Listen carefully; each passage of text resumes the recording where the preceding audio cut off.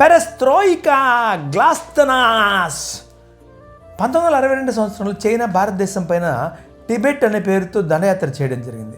టిబెట్ని స్వాధీనం చేసుకున్న తర్వాత చైనా భారతదేశంలో లడాఖ్లోని కొన్ని ప్రాంతాలను, తర్వాత అరుణాచల్ ప్రదేశ్ దాడి చేయడం జరిగింది. ఇటువంటి సందర్భంలో భారతదేశానికి ప్రముఖ పార్టీ అయినటువంటి communist party of India CPI, అంటే కమ్యూనిస్ట్ పార్టీ ఆఫ్ ఇండియా ఏం చేసిందంటే భారత సైనికులకి ఎవరు కానీ రక్తం ఇవ్వరాదు అనే నిబంధనలో విధించింది